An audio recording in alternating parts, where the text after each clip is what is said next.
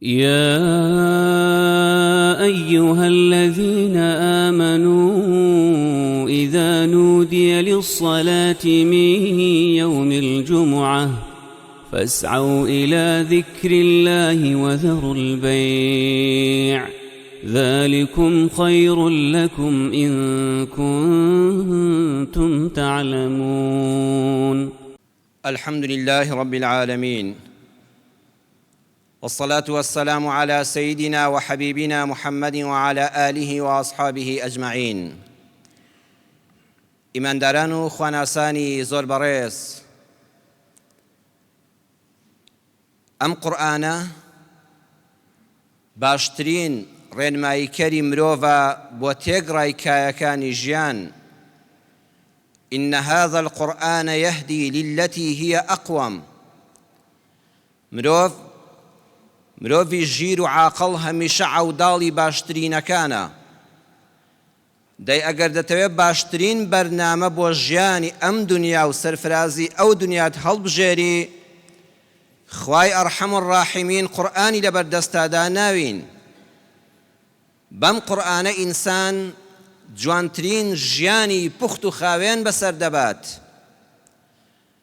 لە بواری ئابووریشدا وەکو هەموو بوارەکانی تر پێشەنگە لە پاراستنی شکۆی مرۆڤدا. لە وتاری ڕابردوودا لە مانگی پڕ بەرەکەتی ڕەمەزاندا باسی زەکات و خێر و سەدەقەمان کرد. باسی ئەوەمان کرد ئەم قورئانە بە دوو ئایەتی سوورەتی ئەلبەقەرە کە ئایەتی 272 لەگەڵ 273 ئەو تێڕوانین و دیدە ڕاست دەکاتەوە کە تێگڕای مرۆڤایەتی بە درێژایی زەمان و زەمین لەسەری بوون. ئەویش ئەوە بۆ ماڵ و سەروەت و سامان. مرۆڤەکان دەکاتە دوو چین: چینی ئاغا و دەسەڵاتدارەکان، چینی کۆیلە و بێدەسەڵاتەکان. جیهانی سەرمایەداری ئەم ڕۆژوایە. هەموو ئەو دەوڵەتانەی کە دەوڵەمەندن ئابووریان بەهێزە، هەیمەنەیان هەیە و زاڵن بەسەر وڵاتانێکی وەرگر و بێدەسەڵات و هەژاردا. ماڵ و سەرەت و سامان لە غەیری ئیسلامدا مرۆڤ دەکاتە دوو چین: بەخشەری زاڵ، وەرگری منەتبار. بەڵام ئیسلامە جوانەکەی ئێمە پەیامی خوای پەروەردگار هاتووە بە فەزلی خۆی ماڵ و سەروەت و سامان حساب دەکا بەسەر دەوڵەمەندانەوە، بە فەزلی خۆی تەماشای دەکا، پاشانیش زەکات و سەدەقاتیشی داناوە. بەڵام ئەو تەوازونەی ڕاست کردوێتەوە کاتێک کە دەوڵەمەندێک زەکات دەبەخشێ، وا بزانێکەوە منەتی هەیە بەسەر هەژارێکی وەرگردا. جمعەی ڕابردوو لە خزمەت ئەو کۆپلە ئایەتەدا بووین کە دەفەرمێ وەما تونفقوا من خەیر فەلئەنفوسیکم.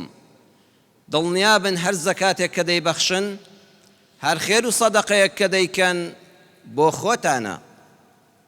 تەنها و تەنها ئەی دەوڵەمەند، ئەی بەخشەر، بزانە پێش هەموو کەس لئەنفوسیکم، بۆ خۆتانە. تەفسیری ئەو چەند وشەیەمان کرد لە ئایەتەکەدا. ئەمڕۆ دەگەینە سەر بەشێکی تر لە ئایەتەکەی سوورەتی ئەلبەقەرە ئایەتی 272. دەفەرمێ وەما تونفقون إلا ابتغاء وجه الله. بەبەخشش حیساب ناکرێ. ئەی ئەو کەسەی زەکات دەدەی، ئەی ئەو کەسەی خێر و خێرات دەکەی، ناچێتە تەرازووی قیامەتەوە و سوودمەند نابی لێی. دڵنیابە بۆ ئەم دنیاش خۆشیت پێ نابەخشێ، پێی مەدەحکراو نابێ. إلا ابتغاء وجه الله، إلا ئەبێ مەرجەکەی تیا بێتە جێ. ئەویش ئەوەیە تەنها و تەنها لەبەر خاتی ڕەزامەندی خوابەخشی بێتت. شيخ عبد الرحمن ناصر السعدي لتيسير كريم الرحمن كتفسيرك زور كرتي بنرخا نمونيكي جوان باز دكا. أفمي خواي پروردگار ئەوەندە بە ڕەحمە دووشتی نیشان داوین. قورئان بخوێننەوە بەردەوام ئەو بابەتانەی زۆر ضەروریین و زۆر گرنگن، زۆر حەساسن. دوو بەڵگە هەیە: شاهد الئیمان هەیە، شاهد العیان هەیە. شاهد الئیمان دەقی ئاەتەکەیە. ئەوە کەلامی خوا هیچ گومانی لەسەر نییە بەڵام خوا هێندە بە ڕەحمە بە نمونەی بەرچاویش دەیخاتە بەرچاوت یعنی بە چاوی خۆت دەیبینی ئەفەرمێت لە باسی زەکات و سەدەقات و خێرکردندا خوای گەورە دەفەرمێ تۆی زەکات بەخش تۆی خێر بەخش وەرە تەماشایەک بکە خۆت جوتیاریت کردووە هەر یەکێک لە ئێمە کوڕی لادێ بووین باب و باپیرانمان بەدەستی خۆیان لەو خاکە بە پیتەدا نانی خۆیان پەیدا دەکرد لە ڕێی فەلاحەتەوە گەنیمیان دەچاند لەو سەر دروێنەیان دەکرد لێشیان دەفرۆشت و نانی خۆشیان لە پەیدا دەکرد خوای گەورە ڕێک نمونەی کابرای جوتیار لەگەڵ کەسی زەکات بەخش و خێرکەردا وەکو یەک تەماشا دەکا ئەفەرمێت دیقەت بدەن مثل الذين ينفقون أموالهم في سبيل الله كمثل حبة أنبتت 7 سنابل في كل سنبلة 100 حبة والله يضاعف لمن يشاء والله واسع عليم لسورة البقرة لآياتكاني 262 بلو دواوا خوارك أم نمونيمان نشان دادا دفرمي بيهێنە بەرچاوت کەسێک یەک دەنگ تۆ دەچێنێ دەنگێک گەنم دەخاتە ناو زەویەوە ئەی سپێرێ بەخوا هیچ کەس وەکو فەلاح تەوەکولی بەسەر خوا نییە لەو خاکە ڕقەدا لەو زەویە وشکەدا ئەو دەنگ کە گەنمە بەخوا دەسپێرێ ئەڵێ یا ئەڵڵا بە ئومێدی ڕەحمەتی تۆ لەو ئاسمانە وشکە و بارانی بۆ ببارێنی دواتر سپاردم بە تۆ تا بەرهەمەکەی هەڵدەگرم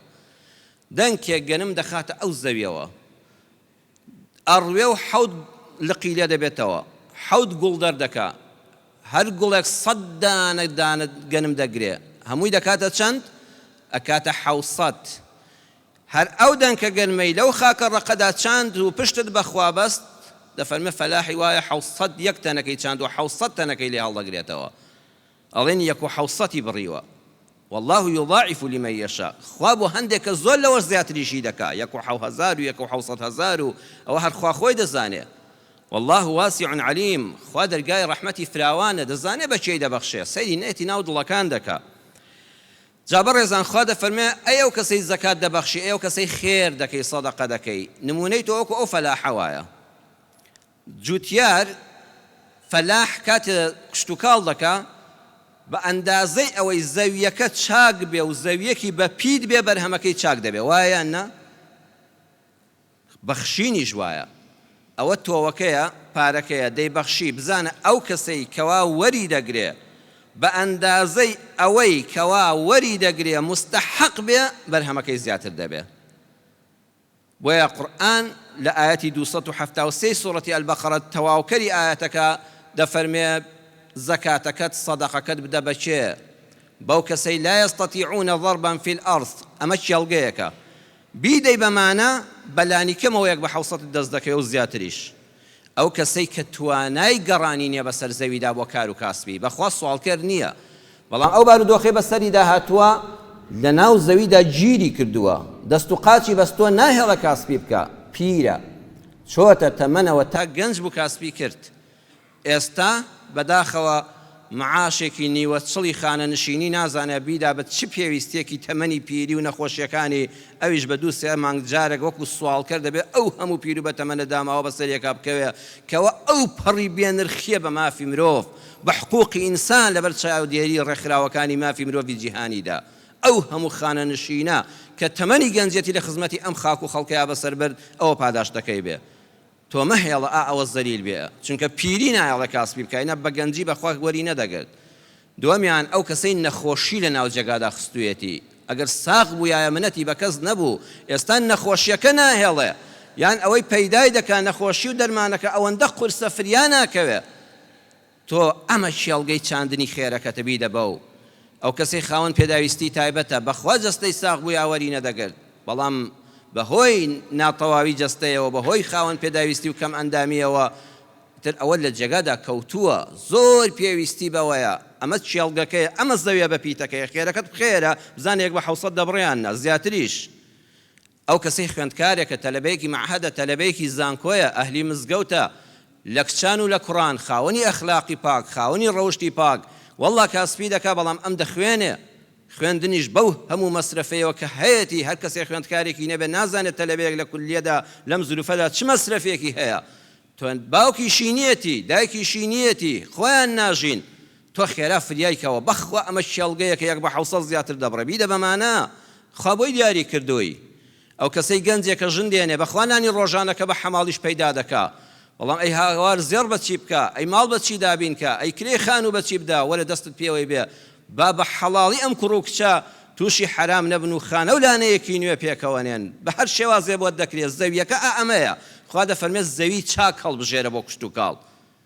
ئەوانە لا یەسئەلوونە الناس ئیلحافا سوال ناکەن ملی خەڵک ناگرن ئەوەندەش بە عیززەتن وا دەزانی دەوڵەمەندن ناپاڕێنەوە دەرگای مزگەوتەکانیش ناگرن خۆتان چاوتان لێیان بێ ئەی فەلاح چۆن دەگەڕێ یەکەم شت زەویەکی چاکتر بەرهەمی باشتر ئەم شێڵگەیە بدۆزەوە خێرەکەی خۆتی بدەیە دووەمیان تۆوێکی پاکتر هەمومان فەلاحەتیمان کردو ئەبێت لە بێژنگی دەیتەوەکە وایان نا ناچی پیسەکان بکەی بە تۆ ئەڵێ ئەوە بۆ بنە تۆ دامناوە ئەبێت زۆر پاک بێ لە بێژنگی ئەدەی مرۆر و ئەو جاکەڵانەی کە پێوەیەتی پاچی دەکەیەوە ئەمجا دەیکەی بە تۆ ئەو ماڵەی کە دەیبەخشی دەبێت پاکترین ماڵ بێ پوخت و خاوێنترین بێ تەنانەت ئەگەر پارەت بەخشی مەگەڕێ پێنجێک کە دوو ڕەقەمە و کۆن بووە وەڵاو بۆ زەکات جیایکەنەوە خواوەی ناوێ ئەبێ کامەی ڕق و تازەیە بۆن خۆشە لەسەر ڕەقەمە دڵی خۆ هەر پارێ بەڵام دڵی پێ خۆشتر دەبێت تۆوی پاک هەڵبژێرە عەزیزم بایەک بە حەوسەتەکە ببڕێ لەو سەرەوە چۆن بۆ فەلاحەتیەکە ئامادەنی تۆوی خراپ هەڵبژێری کامەی پوختە ئەڵێ ئەوە بۆ تۆوەکە باشە چونکە دڵنیان بەرهەمی باشترم دەداتێ سێم کەش و هەواکە تۆ لە پایزانە دانەوێڵە نەچێنی لە چلەی زستانە فڕێداتەوە تازە زەوی ناگرێ لێت ئەبێت لە وەختی شیاوی خۆیدا گەرما هاتەوە کەسێک پێویستی بە موبەریدەیە کە ماڵێکن ڕەمبێت جەنابەت بڕوانەکەی دەڵێت تێر ئاگای لە برسی نییە واللهی لەو ماوانەی پێشودا سەلاجەیەکیان بۆ ماڵێک بردبوو وتی مناڵەکان پیانەوە ماچ دەکرد و کابرای خاوە مناڵ دەیگوت ڕۆڵە گیان ئەخەی حەساینەوە ئەمجا بەدڵی خۆتان ئاوی سارد بخۆنەوە هیچی تر ناتان نێرمە ماڵە دراوسەکان بۆ قاڵبێ سەهۆڵ ئەزانی تۆگە و سەلاجەیە هەمان پارە لە زستانە بۆی بەری قیمەتێکی نییە ئەبێت لە وەختەکەی خۆی دابی دەیتێ ئەو ئێستا پێویستی پێیەتی کەشەکەی بدۆزەوە لە وەختی خۆی دابی چێنە ئەمجا زراعەتەکەت کرد ئاگەر لێبێ وە هەموو تەفسیری وما تنفقون إلا ابتغاء وجه الله ئەبێ بە پێی شەرعەکە بیکەی ئەبێ دوعا بکەی خوا لە ئافەت بیپارێزێ چەند کوشت و کاڵ دەکرێ و سن و کولە و شیسەڵە و ئەوانە لێدا لەو سەرەوە بەرهەمی لێ هەڵناگری چەند کوشت و کاڵ کرا و گوشکە ساڵی بەڕەڵای کرد خاوەنەکەی بەجێ هێش مەسرەفەکە دڕۆی ئەم سەدەقات و خێر و خێراتش بەڕێزان والله ئەوە ئافاتی هەیە خوا لە قورئانە ئافاتەکەی دیاری کردووە یا أيها الذين آمنوا لا تبطلوا صدقاتكم بالمن والأذى لسنو كل خرابتر لوشك صالي خرابتر بو خير وزكاتكت دوشتا أي إيمان دار كتب خوا دبخشي وخير دكي أقال ليبه لا يخوا ورجيرا برهمكت هاتو تقولي كردوا وقتي دراسة ودروينيا أقل أمي تيكوت آفال ليدا دا بخوا نايدوريتا ونايبيتا مالوا رنز بخسار بوي دوشت المن والأذى وكو ابن عثيمين لتفسير كده مجلد يقلا برش الصواشتا وبينز دا التفسير الثمين دا فرميان من أويا كاتك كديديت خوتي بسر عزالكي عكاك أو باري بقرا نێوچانێکی بۆ دێنیتەوە دوو برۆی بۆ هەڵدەتەشێنی کابرای فەقیر لەبەر چاوتا بچووک دەبێتەوە یەکسەد سەدەقەکە سن و کولە لێدا تەواو بوو دووەمیان ئەذا ڕوشکێنت کرد چووی لە چوار ماڵە دراوسێش گێڕاتەوانە وەڵا باش بۆ ئەم ساڵ هەندێک زەکاتماندا بە فڵان کەس تۆزە فریای کەوتم بەخوا کوڕەکەی بۆی نەدەخوێندرا کچەکەی بەتەما بشوو بکە هیچی نەبوو یەکسەد سن و کولە لە زرعاتەکەتیدا تەواو بوو هیچ لە دیوانی خوا پێ نەما سوبحان الله دەستی خاڵی ئاگەر لێبێ ئافات لێی نەدا بەدەستی خۆتە منەتی بەسەرا نەکەی خۆت لەو بە گەورەتر بزانی سنگی بەسەرا هەڵبڕی دەنگی بەسەرا دلێرکەی دووەمیشان نەچی لە شوێنان باسی کەی ئەو خواخوایەتی کاکە عیزەتی هەیە کەرامەتی هەیە شکۆی مرۆڤ عەرزم کردن ئەگە هەر وەکو بێدینەکە وابی بێدین دەڵێ من کە هەم بوو زاڵم تۆ کە هەر وەرگر بووی منەتباری ئیسلام ئەوەی ڕەت کردەوە هەمومان عەبدی خواین خوا تۆی تاقی کردوێتەوە بە هەبوون شەڵگەکە هی خوای و بارانی ڕەحمەتی خوای بەسەرا باریوە بە دەستی خۆت سن و کولەی نەخەیتە گیانەوە ئەفەوتێ نەچی لە شوێنان باسی کەی منەتی بەسەرا بکەی دڵی بڕەنجێنی دڵڕەنجاندن تۆ گیرفانت گەرم کرد بەڵام ژێر گیرفانەکەت کون کرد جمعای ڕابردووش عەرزم کردن فەقیر بەقەدەر ئەوەندەی پێویستی بەوەی گەدەی تێرکەی زۆر لەوە زیاتر پێویستی بەوەی شعوری بریندار نەکەی کەرامەتی مرۆڤ شکۆی مرۆڤ لە هەموو شتێک گەورەترە زەکات لەبەرەوە دانراوە خەڵک محتاج نەبێ خەڵک شکۆی ئینسانی نەڕوە دوای ئەوەی هێناشتە ماڵەوە دەبێ هەر زۆر وریابی گەنمەکەت هەمووی فەردە کردووە خوا نەخواستە ئاگرێک هە سووتاندی هەر ڕەنج بە خەساری یاننا خۆ سنوکولەش لێی نەدا لە ماڵەوە سووتە داد بە حکومەت و بانقەکە تاڵان کرا پارەکەت نەما ڕەنج بە خەساری یاننا تەواو بوو خوا دەفەرمێ ئاگال لێبێ سەدەقە و خێر و خێراتەکە جاری وایە خوا لەو کاتەیە قبوڵی دەکات بەدڵێکی پاکەوە بەخشیوتە قبوڵی کرد لە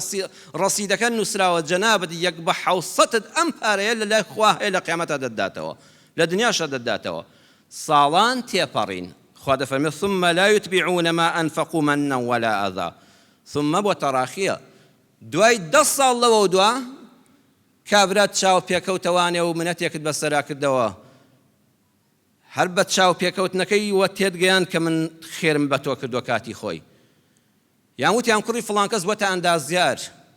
تۆش لە مەجلیسێکا باسی دەکەیەوە کێ وەڵا کوڕی فڵان کەسی فەقیر کوڕە وەڵا ئەو ساڵە باش بوو بەخوا خەری بمرن لە برسانە ئەوە ئێستا پێگەیشتووە وەڵڵاهی من زەکاتم دەدایە ئەها دوای 10 ساڵ باست کردەوە 100 زەربی سفر دەبێتەوە ئافە لێدا هیچ نامێنە لە دیوانی خوادا ئەو هەموو ساڵە بەسەریا تێپەڕیوە خوا بۆی هەڵگرتووی عەمار کراوە بەدەستی خۆت سووتاندت حسابەکەت سفر بووە لە کۆمپیوتەرەڵە مەسحت کرد تەواو بوو سڕایەوە دوای ئەو هەموو ساڵە ثم هەر کەسێ ئاوای نەکرد ئەمجا لەهم ئەجرهم عند ربهم ئەمجا پاداشتەکە لای خوایە بەتاڵی نەکەیتەوە بەدەستی خۆت بۆچی ئەلمەن والئەذا لە قورئانە ئەوەندە باس کراوە بۆ تەئکیدی لەسەر کرایەوە لە کاتی بەخشینەکەدا لە دوای ساڵانیشیش تا دەمری دەبێ وریابی بە حەزەر بی ئەها پارەکە هەت بێ داننا دەقەیەک لێ خافڵی هەمیشە دڵ لایەتی ئەو سەدەقە و زەکاتەش ئەبێ دڵ لای بێ بە قوربان ئاگام لە زمانی خۆم بێ ئاگام لە ڕوخساری خۆم بێ بەتاڵی نەکەمەوە زەربی سفری نەکەمەوە ئەو دوانە زۆر قورسن چونکە پێچەوانەی ئامانجی زەکاتن زەکات و سەدەقات بەڕێزان بۆ ئەوەیە ئینسان باری شانی سووک بێ هەژاری زۆر قورسە تۆ بەم زەکاتە دەیدەی بە فڵان کەس بەڵکو تۆزە لە باری شانت سووکەم دەی منەت و ئازاردان و دڵڕەنجاندن و منەت بەسەراکردن باری شانی ئینسان دادەتەپێنێ ڕێک پێچەوانەکەیەتی ئەحمەد شەوقی شاعیر شعرێکی جوانی هەیە بەڕێزان دیقەتی بدەن و زۆر بەدڵ گوێی بۆ بگرن هزار رحمة لشاعري قول أحمد شوقي كفرميتي أحملت دينا في حياتك مرة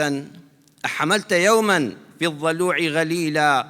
أحملت منا في النهار مكررا والليل من مسد إليك جميلا تلك الحياة وهذه أثقالها وزن الحديد بها فعاد ضئيلا أمشتان قرسين أما باركي يكجار قرسن دفما أحملت دينا في حياتك مرة روجك بو لجيان تا قرزار بو بيو قرساي أو قرزار يشاني داتا باندبي بەخوا هەر کەسێ لە ژیانی قەرزاری نەبینی بجا بۆ پیاوی بەڕێزی وەکو جەنابتان بۆ پیاوی مرد بۆ پیاوی مزگەوت بۆ پیاوێک کە بڕوای بە قیامەت هەیە بڕوای بە حەڵاڵ و حەرام و مافی خەڵک هەیە هەر کەسێ قەرزاری نەبینی بێ نازانێ قەرزاری چەند قورسە حشتێ لە قەرزاری شانت زیاتر داناتەپێنێ لە ناوت دەبە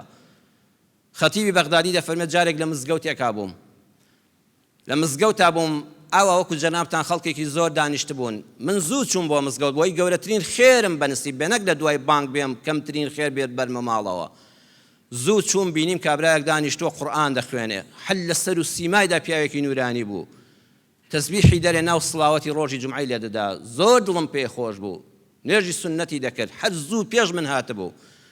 بەڵام کاتێک کەوا مزگەوت تەواو قەڵەباڵغ بوو ئەو پیاوە پێش ئەوەی خەتیب دەستکا بە خوتبە هەستا و مزگەوتی بەجێ هێشت و ڕۆی ڕۆیشتم بزانم بۆ ڕۆیشت ئەبێ دڵی لە کەس خۆ کەس قسەیەکی نەکردووە کەس دەنگێکی لێ نەهاتووە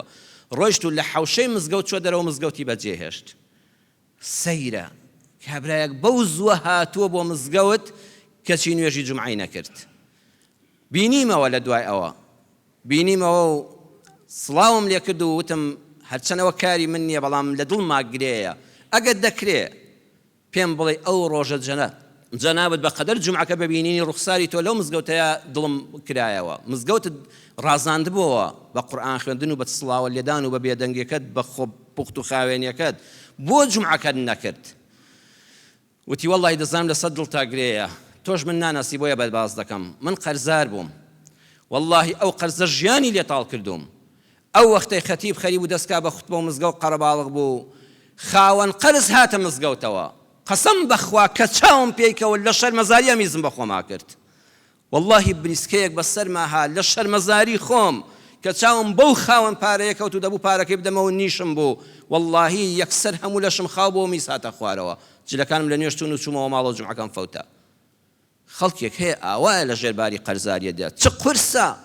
بۆیە پێغەمبەری خوا صلی الله علیه وسلم لە حەدیثی بوخاری و مسلمە هاتووە دەفەرمێ کابرایەک هەبوو لە ژیانیا چاکەی یەکجار زۆر کەم بوو بەس شتی بە قەرز دەدا بە خەڵک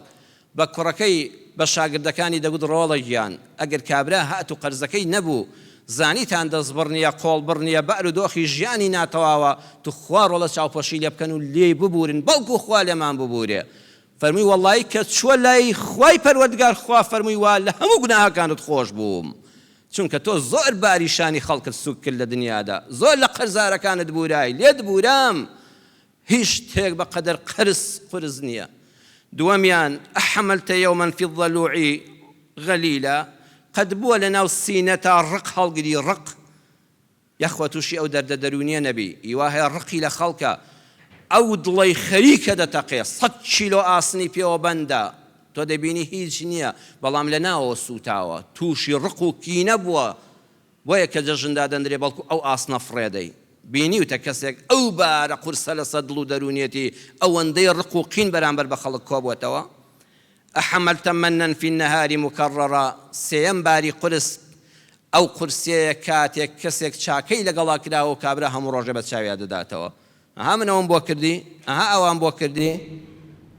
والليل من مسد إليك جميلا یان شەودێ لە لاتادا دەنیشێ ڕۆژە چاکەیەکی لەگەڵا کردووی ئەو شەوەشی نێل لێ تاڵ دەکا وەک کۆڵەکەی کابراوەڵەن کابرا خەریب و خانوەکەی دەڕووخە کابرایەکی دراوسەی کۆڵەکەیەکی دایە ئەو زمانە خانووی داری هەمومان بینیومانە وتیبا خانوەکەت بەسەرتا نەڕوخی ئەو کۆڵەکەی بخەژێت هەموو شەوێکی زستان کابرا دەچوودا دەنیشت و دەیگوت فڵان کەس کۆڵەکەی چاکە بەخوا ئەم ساڵ ماڵ مناڵت تیا دەچۆ کۆڵەکەی من نەبوویایە کابرا کوتی تو خوا بیبەوە کاکە خۆزگە خانوەکە بەسەرما بڕووخایە خۆزگە تیا چوومایە بەڵام تۆ منت کوشت هەموو شەوێ جارێک من دەکوژی بە باسی کۆڵەکەکەت ئەگەر ساکاتت بەخشی ئەگەر سەدەقەت بەخشی ئەوە بۆ ئەوەی پیشانی سوکەی نەک هەموو ڕۆژە شانی قورسترکەی تلك الحياة وهذه أثقالها برزانا مخصوصيكان جيانا شوقي لفرمي وزن الحديد بها فعاد ضئيلا بخوا كام آصني قرص بقدر أأوانا قرصني لسر إنسان جاء المن والأذى آفات صدقيا خو أقل الزكاة بخطر ترى هر كسي الزكاة بخشي بكسيك دوای منەتی بەسەرا کرد یان دڵی ئازاردا یان ڕوشکێنی کڕەنجاندی دەچێتە ڕیزی زەکات نەدەرەوە یعنی پارەکەشت داوە بەڵام لە قیامەتە لەگەڵ ئەو کەسانە حیساب دەکرێت کە زەکاتی ماڵەکەیان نەداوە پەنا بەخوا ئەو ماڵە دەبێتە ئاسنی سوورکراوە بە نێوچاوان و پشت و تەوێڵتەوە دەندرێ لەگەڵ ئەو کەسە 1 دینار زەکاتی نەداوە تۆ لەگەڵانە حەشت دەکرێت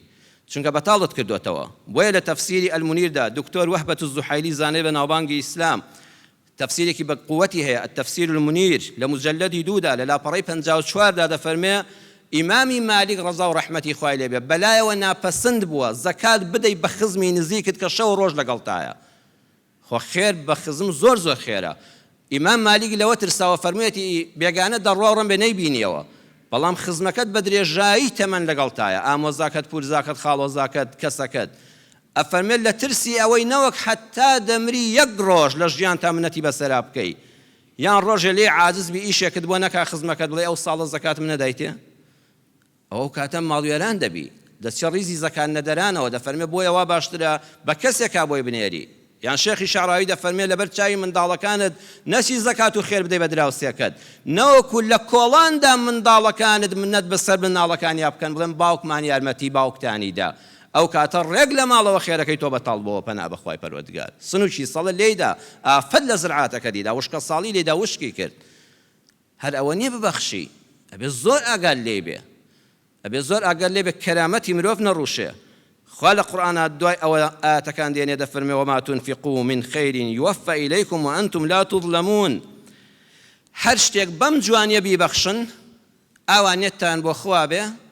بۆ کەسی شیاو بێ ماڵەکە پاک بێ لە کاتی گونجاودا بێ بە منەت و بە ئازاردان و ڕەنجاندن بەتاڵی نەکەیەوە يوفى إليكم يوفى يعني الأداء الكامل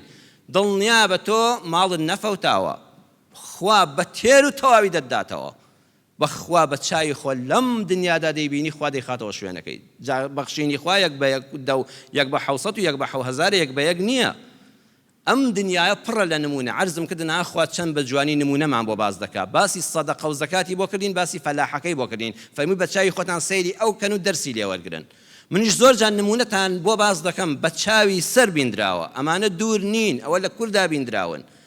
زانای پایەبەرزی ئیسلام عەلامە مەلا محەممەدی گەورەی کۆیە، مەلا محەممەدی جەلیزادە ناسراو بە مەلای گەورە لە تەفسیرەکەیدا لە بەرگی دەدا لە لاپەڕەی 325دا لە تەفسیری سوڕەتی ئەلئینساندا دەفەرمێ بابم مەلا عەبدوڵڵای جەلی بۆی باس کردم. وتی ڕۆڵە ڕۆژێکیان لە خزمەت شێخ عەبدوڕەحمانی تاڵەبانیدا دانیشتبووین کە شێخی تەریقەت و ئێرشاد بوو، شێخێکی زانا و بەحەق شێخ بوو. دانیشتبووین کابرایەک هات بۆ تەکیەکەی، وتی جەنابی شێخ بمبینە بەخوا نوێژم دروست نییە، ڕوت و ڕەجاڵم. شێخ کابرای دەناسی کە پیاوێکی چەند بەوی قارەوەکو جەنابتان، بەڵام نەهامەتی زەمانە ڕێخەی گرتووە و ڕووتی کردوێتەوە. ئەو پیاوە کاتی خۆی پیاو بوو پیاو، بەڵام ئێستا بارودۆخی وای لێ هاتووە و لێی گۆڕاوە. شێخ فەرمووی ئەو پیاوە کاتی خۆی پیاوێکی پیاوانە بوو. وتی جەنابەت لەو دی و هەتانان و چاک دەخۆی ئیستراحەتێک دەکەی، ئێستا دێنێرمە خزمەتت، جلوبەرگت بۆ دەنێرم. لە ژوورێکی تایبەتی بشکۆلەدا کە خەڵوەی لێ دەکرد و قورئانی لێ دەخوێند و زیکری دەکرد، چوو هەموو جلەکانی خۆی دانا، تەنانەت کوڵاو و جامانەکەشی دانا کە سەرڕووتی عەیب بۆ لەو کاتەدا. کوڵاو و جامانەشی دانا، جبە و هەموو جلەکانی خۆی دانا. بە پیاوێکی خۆی بە دەروێشێک سۆفێک وتی ئەو جلانە لەو بخچێدا بدە بەو پیاوە و با خواحافیزی لێ بکەن چاوبەرە ژێرمان نەبێ، هەر نەهاتەوە ئێرەکانە، نانی بدەنێ و پارەی بدەنێ و با بڕۆ. ئەو پیاوێکی بەڕێز بۆ کاتی خۆی. ئەڵە بە یەکێک وتی جبەیەکی لەبەرا بوو، ئەو کەوا سەڵتە کوردیانە، وتی کاکە ئەو هینەتم بدەیە، من هەر دەرپێکی سپیم پێداوە. وەکو گونەیەک بەسەر شانی خۆی دادا و بە ڕووت و قوتی شێغلەی دانیشت. مەلا عەبدوڵڵای جەلی دەفەرمێ وەڵڵاهی کە هاتەوە ناو مەجلیسەکە نور لە نێوچانی دەباری ئەوەندە دڵخۆش بوو، نەیگو بەخۆی ئەم فەقیرانەوە فەوتاین، یعنی وەکو هەموو دنیای دەستکەوت بێ ئەوەندە دڵخۆشی بە دم و چاویەوە دیار بوو، زۆر مرتاح و مەسرور بوو. دەفەرمێ دانیشتین بوو بە دوای عەسر و هەر مەجلیسەوە ئەمیش خۆی پێچاوەتەوە لەو پارچە قوماشەدا و هیچی بەسەرەوە نێ، ڕوت و قوت بووەتەوە. ئەفەرمێ کابرایە کار نەدی و نەناسی و هادوتی چێ عەبدوڕەحمان جەنابی شێخ عەبدوڕەحمانی تاڵەبانیە، وتیان ئەوە فڵان کەسە، وتی وەڵڵاهی ئەوە کەسێک بۆی ناردووی زۆر خۆشەویستە، نەمانزانی چێ بوو. بوخچەیەکی داناوتی ئەوە جلوبەرگە بە تایبەت بۆ تۆ هاتووە. شێخ چوو لەو دیوە خۆی گۆڕی هەموو جلی تازە و نوێ بە کوڵاو و جامانەوە.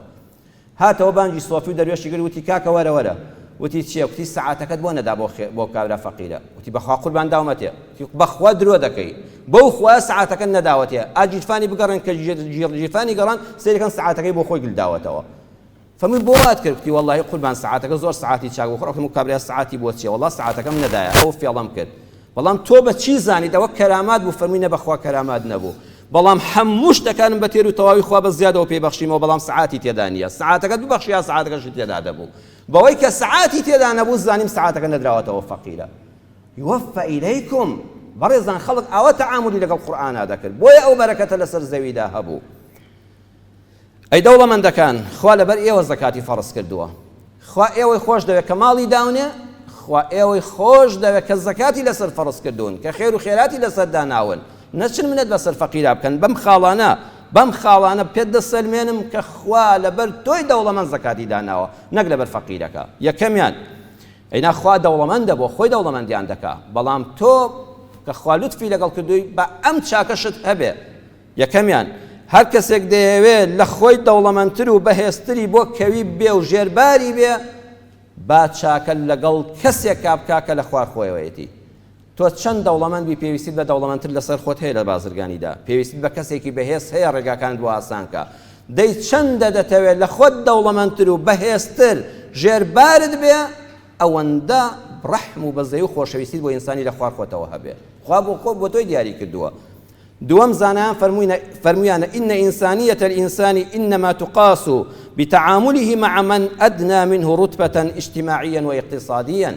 مرۆڤ بوونی ئینسان لە چیدا دەردەکەوێت؟ ئەم ئینسانە تا چەند ئینسان بوونی تێدایە، بەوەی تەعامل و ڕەفتاری لەگەڵ ئەو کەسانەدا چۆنە کە لە خوار خۆیەوەن، لە پلەی کۆمەڵایەتیدا، لە بواری ئابووری و اقتصادیدا. ئەینا دەوڵەمەند لەگەڵ دەوڵەمەندێکی وەکو خۆی دانیشە مجامەلەی دەکا، درۆ لەگەڵ یەکترا دەکەن،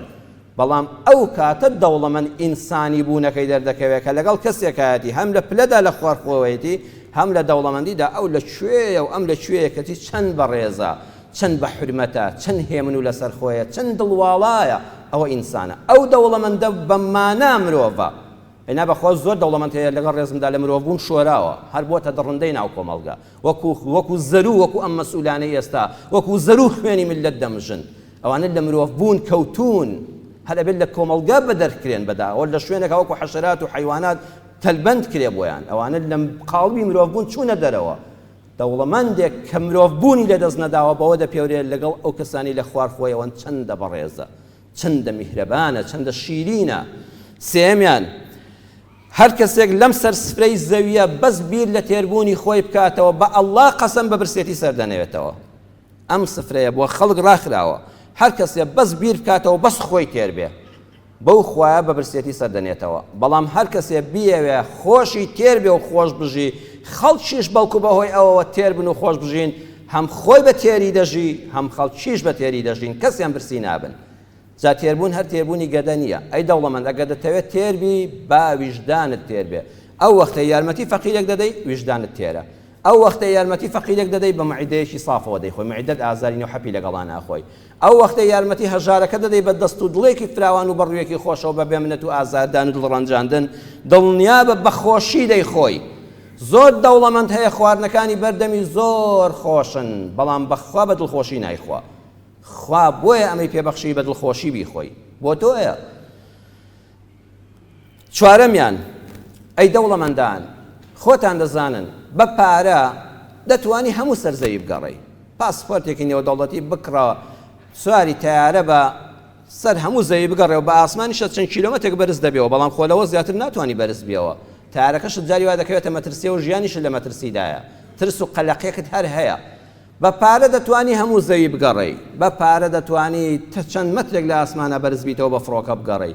بەڵام بە پارە ناتوانی بگەیتە عەرشی عەزیمی خوای پەروەردگار. ئەزانی بە چی دەگەی؟ ئەو وەختەی زەکاتەکەت بە پوخت و خاوێنی دەردەکەی، ئەو وەختەی خێر بۆ ماڵە فەقیرێک دەبەی کە ئەو داماوە دەستەکانی بەرز دەکاتەوە، یا ڕەبی خوای ڕەحمی پێ بکەی لێ قبوڵکەی، ناوی تۆ فەورەن بروسکە ئاسا دەچێتە عەرشی ڕەحمان.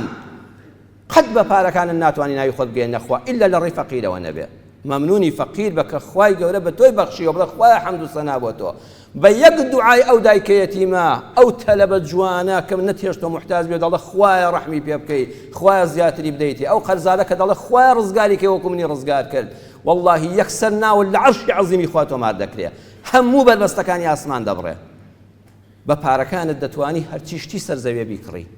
کام ڤێلایە، کام باخە، کام خواردنی خۆشە، کام ئۆتۆمبیلی گرانبەهایە، بەس بە پارەیەک شن ناکردرێ، ئەویش بەختەوەریە. بە پارەیەک شن ناکردرێ. بەخوا بەڕێزان دڵنیابن، وا مەزانن کە تۆ فەقیری، ئەو کەسەی لە کۆشکایە کە ئۆتۆمبیلەکەی بای دەیان دەفتەر دۆلارە کە ڕەسیدی ئەوەندە زۆرە خۆشحاڵە، وەڵڵاهی ڕەنبێ 100 جار خۆزگە بە تۆی فەقیر بخوازێ، ئەوەندە نائارامە، ئەوەندە مشکلەی خێزانی زۆرە، ئەوەندە گرفتارە. بەس وەڵڵاهی ئەو دەوڵەمەندانەی